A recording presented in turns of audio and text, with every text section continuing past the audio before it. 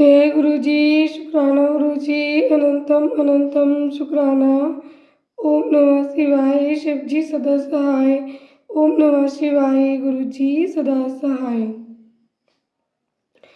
ओम कर्पूरी गौरम करुणावतारम संसार सारम मुजगींद्रहारम सदा वसंतम हृदयारविंदे भवम भवानी सहितं नमामि नमामि। गुरुर्ब्रह्मा गुरुर्विष्णु गुरुर्देवो महेश्वरा गुरुर्साक्षात् परब्रह्म तस्मै श्री गुरुवे नमः। संगत जी, इसी महापुराण की कथा अब अपनी समाप्ति की ओर है, जिसमें अब केवल 2 ही अध्याय शेष हैं, जिसमें से एक अध्याय का आज हम श्रवण करेंगे और जो कल का अध्याय श्रवण करेंगे उसमें इसी महापुराण की कथा हमारी जो निरंतर सुनाई आ रही है कल समाप्ति की ओर है। इसके आगे फिर हम संगत जी गीता जी को श्रवण करेंगे, जो भगवान श्री कृष्ण ने युद्ध के समय कुरुक्षेत्र में अर्जुन को सुनाई थी। गुरु जी की आज्ञा है कि वो गीता ज्ञान भी इस चैनल पर शेयर किया जाए। तो संगत जी आज की कथा प्रारंभ करते हैं। ओम नमः शिवाय। शिव जी सदा सहाय। ओम नमः शिवाय। गुरु जी सदा सहाय। वायुदेव का अंतर्ध्यान, ऋषियों का सरस्वती में अवृत स्नान और काशी में दिव्य तेज का दर्शन करके ब्रह्मा जी के पास जाना, ब्रह्मा जी का उन्हें सिद्धि प्राप्ति की सूचना देकर मेरु के कुमार शिखर पर भेजना। सूत जी कहते हैं, इस प्रकार क्रोध को जीतने वाले उपमन्यु से यदुकुल नंदन श्री कृष्ण ने जो ज्ञान योग प्राप्त किया था उसका प्रणत भाव से बैठे उन मुनियों को उपदेश देकर आत्मदर्शी वायुदेव सायंकाल आकाश में अंतर्ध्यान हो गए। तदनंतर प्रातःकाल नैमिषारण्य के समस्त तपस्वी मुनि सत्र के अंत में अवृत स्नान करने को उद्यत हुए। उस समय ब्रह्मा जी के आदेश से साक्षात सरस्वती देवी स्वादिष्ट जल से भरी हुई स्वच्छ सुंदर नदी के रूप में वहाँ बहने लगी। सरस्वती नदी को उपस्थित देख मुनि मन ही मन बड़े प्रसन्न हुए। उन्होंने सत्र समाप्त करके उसमें अवगाहन स्नान आरंभ किया। उस नदी के मंगलमय जल से देवता आदि का तर्पण करके पूर्व वृत्तांत का स्मरण करते हुए वे सब के सब वाराणसीपुरी की ओर चल दिए।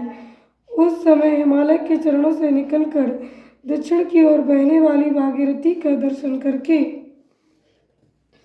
उन ऋषियों ने उसमें स्नान किया और भागीरथी के ही किनारे का मार्ग पकड़कर वे आगे बढ़े।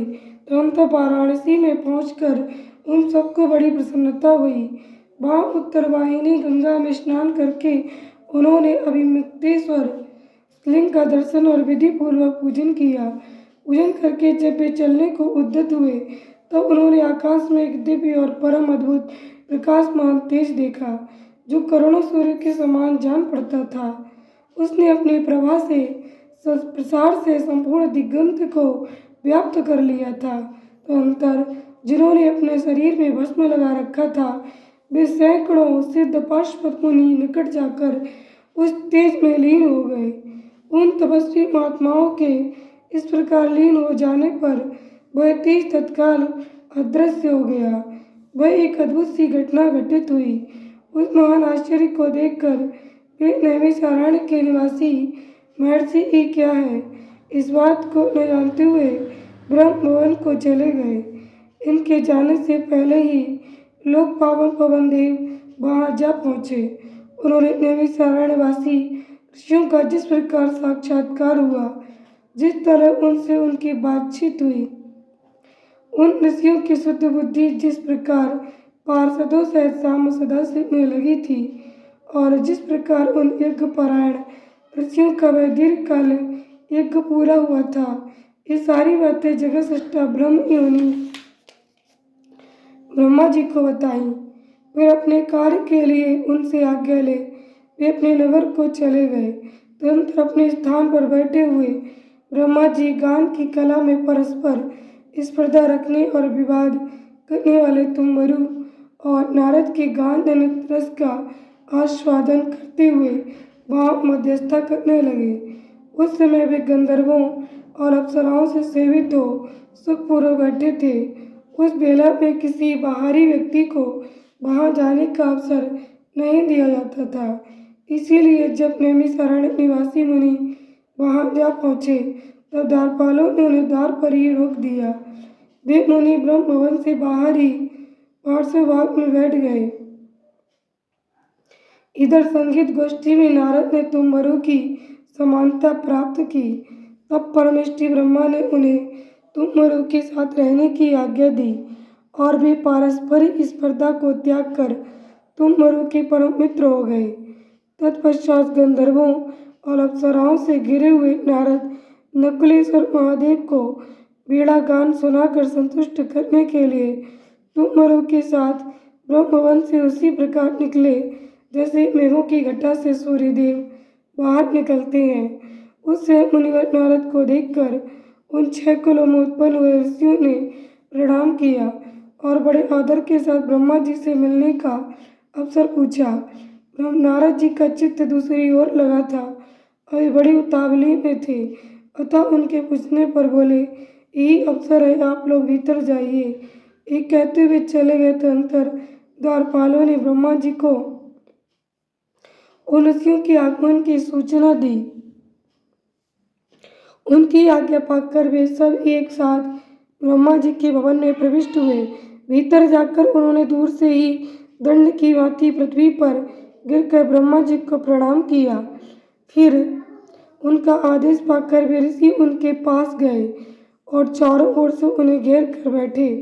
उन्हें वहाँ बैठा देख कमलासन ब्रह्मा ने उनका कुशल समाचार पूछा और बताया कि मुझे तुम लोगों का सारा वृत्तांत ज्ञात हो चुका है, क्योंकि वायुदेव ने यहाँ सब कुछ कहा है। अब तुम बताओ, जब वायुदेव तुम्हें कथा सुनाकर अदृश्य हो गए तब तुमने क्या किया? देवेश्वर ब्रह्मा के इस प्रकार पूछने पर उन मुनियों ने अव्रत स्नान के पश्चात गंगा तीर्थ में जाने, वाराणसी की यात्रा करने, वहाँ देवेश्वरों द्वारा स्थापित शिवलिंगों और अभिमुक्तेश्वर लिंग के भी दर्शन पूजन करने, आकाश में महान तेज पुंज के दिखाई देने, कतिपय महर्षियों के उसमें लीन होने तथा फिर उस तेज के अदृश्य हो जाने की सब बातें ब्रह्मा जी से विस्तार पूर्वक उन्हें बारंबार प्रणाम करके कहीं।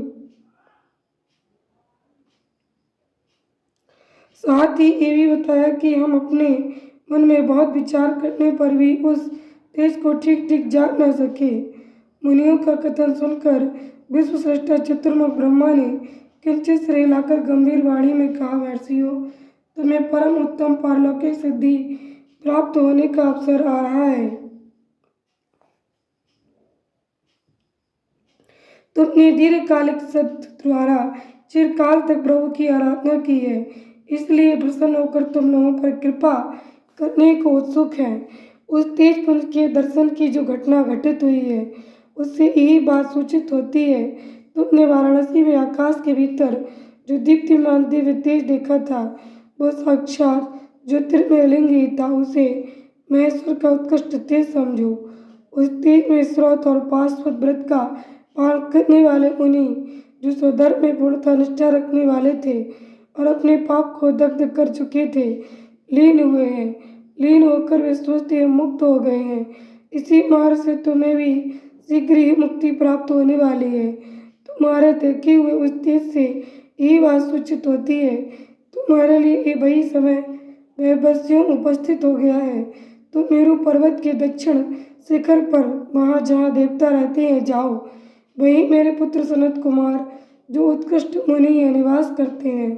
वे वहाँ साक्षात भूतनाथ नंदी के आगमन की प्रतीक्षा में है। पूर्व काल की बात है, सनत कुमार अज्ञानवश अपने को सब योगियों का शिरोमणि मानने लगे थे, इसीलिए द्रविनीत हो गए थे। यही कारण है कि उन्होंने किसी समय परमेश्वर शिव को सामने देखकर भी उनके लिए उचित अभ्युत्थान आदि सत्कार नहीं किया।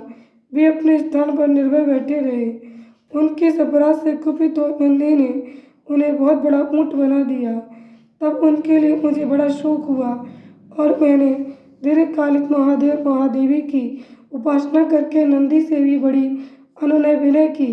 इस प्रकार प्रयत्न करके किसी तरह उनको ऊँट की योनि से छुटकारा दिलाया और उन्हें पूर्व सनत कुमार रूप की प्राप्ति कराई। उससे महादेव जी ने मुस्कुराते हुए से अपने गणाध्यक्ष नंदी से कहा, अनक सनत कुमार मुनि ने मेरी ही अवहेलना करके अपना वैसा अहंकार प्रकट किया था, अतः तुम्हें उनको मेरे यथार्थ स्वरूप का उपदेश दो। ब्रह्मा का ज्येष्ठ पुत्र ऊँट की भांति मेरा स्मरण कर रहा है, अतः मैंने ही उसको तुम्हें शिष्य के रूप में दिया है।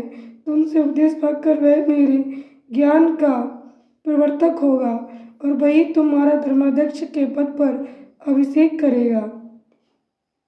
महादेव जी के ऐसा कहने पर समस्त भूतगणों के अध्यक्ष नंदी ने प्रातःकाल मस्तक झुकाकर स्वामी की वे आज्ञा से रोधारी की तथा सनत कुमार भी मेरी आज्ञा से इस गणराज नंदी को प्रसन्न करने के लिए मेरू पर दुष्कर तपस्या कर रहे हैं। गणाध्यक्ष नंदी के समागम से पहले ही तुम लोग सनत कुमार से मिलो, क्योंकि उन पर कृपा करने के लिए नंदी शीघ्र ही वहाँ आएंगे। विश्वयोनि ब्रह्मा के इस प्रकार शीघ्र आदेश देकर भेजने पर वे मुनि मेरू पर्वत के दक्षिणवर्ती कुमार शिखर पर गए। जय गुरु जी। शुक्राना गुरु जी, अनंतम शुक्राना। ओम नमः शिवाय। शिव जी सदा सहाय। ओम नमः शिवाय। गुरु जी सदा सहाय। संगत जी, आज का अध्याय ए पर समाप्त हुआ। कल के अध्याय में हम श्रवण करेंगे मेरुगढ़ की स्कंद सरोवर के तट पर मुनियों का सनत कुमार जी से मिलना, भगवान नंदी का वहाँ आना और दृष्टिपात मात्र से पार्श छेदन एवं ज्ञान का उपदेश करके चले जाना, शिव पुराण की महिमा तथा ग्रंथ का उपसंहार। कल संगत जी आखिरी अध्याय है, सभी संगत परिवार एक साथ मिलकर के श्रवण करेंगे। और संगत जी, कल के अध्याय में जो ब्लेसिंग्स है, क्योंकि आखिरी अध्याय हुआ कल शिव महापुराण का, संगत जी आज पता नहीं क्यों बहुत इमोशनल हो रही हूँ। इमोशनल वैसे नहीं संगत जी कि मैं किसी बात से इमोशनल हूँ, इमोशनल ये हो रही हूँ कि कल शिव महापुराण कथा समाप्त होने वाली है। उसके बाद हम गीता जी का श्रवण करेंगे। उसके बाद सभी संगत परिवार मुझे आप लोग कमेंट करके ज़रूर बताना, अगर दोबारा से आप सब शिव महापुराण की कथा सुनना चाहते हो तो दोबारा से इस चैनल पर शिव महापुराण की कथा फिर से सुनाई जाएगी। इस बार गुरु जी की आज्ञा से हुई थी, इस बार संगत परिवार की इच्छा से होगी संगत जी। और निरंतर इस चैनल पर तो मेरा एक यही मन है कि निरंतर मैं शिव महापुराण कथा सभी संगत परिवार को सुनाती रहूं। संगत जी, जो शिव महापुराण की कथा में रस है, जो आनंद है, जो प्रेम है, जो भक्ति भाव है, जो शिक्षा है, वो संगत जी इतना भाव विभोर करती है। उसे पढ़ने सुनने समझने के बाद एक तो संगत जी शिव महापुराण कथा हमें सुनने के बाद हमारा कल्याण करती है, समस्त पापों से मुक्त करती है, भोग और मोक्ष प्रदान करती है। दूसरे उसमें जो शिक्षाएं दी गई हैं, जो हमें संसार में जो हम जीवन जी रहे हैं उसमें वो शिक्षाएं मोटिवेशन का काम करती हैं और हमारे लिए सही रास्ता दिखाती हैं। तीसरे संगत जी, जो इसमें शिव पार्वती का मिलन हुआ है, जो प्रेम है भगवान शिव का, वो हमें दर्शाता है कि किस तरह हमें अपने दाम्पत्य जीवन का निर्वाह करना चाहिए, किस तरह एक पति पत्नी का आपसी प्रेम होना चाहिए और कितना त्याग और समर्पण होना चाहिए। चौथे संगत जी, इसमें जो हमारे गुरु जी की महिमा, हमारे महाशिव की महिमा है, जो उनका आशीर्वाद है, वो बताया गया कि वो महाशिव निराकार से साकार कैसे हुए, इस सृष्टि की रचना कैसे हुई। इस ग्रंथ से संगत जी हम सारा ज्ञान शुरू से, जहाँ से हमारे भगवान ने इस सृष्टि की रचना की और जहाँ तक इन लीलाओं का वर्णन है इस कथा में, इस ग्रंथ में, वो हम सब संगत जी प्राप्त कर पाते हैं। तो इस महापुराण कथा बहुत ही विशेष है, बहुत ही फल देने वाली है। जय गुरु जी। शुक्राना गुरु जी। आप और आपका परिवार सदा स्वस्थ, सुखी और समृद्ध रहे और सभी संगत परिवार मिलकर के अपनी इस संगत को, संगत जी, कोई मुझे अपनी बहन मानता हो, कोई बेटी मानता हो, सभी संगत परिवार, अंकल आंटी, संगत जी, मेरी इतनी ज़्यादा एज नहीं है, मैं ऐसी 28 के करीब हूँ संगत जी। तो बस गुरु जी, जैसा कि आप लोग मुझे मानते हो, बहन मानते हो, बेटी मानते हो, सभी अंकल आंटी से मेरी रिक्वेस्ट है कि ज़रूर मुझे बताएं एक बार कमेंट करके। जय गुरु जी, शुक्राना गुरु जी। आप और आपका परिवार सदा चढ़ती कला में रहे, स्वस्थ रहे, सुखी रहे, समृद्ध रहे।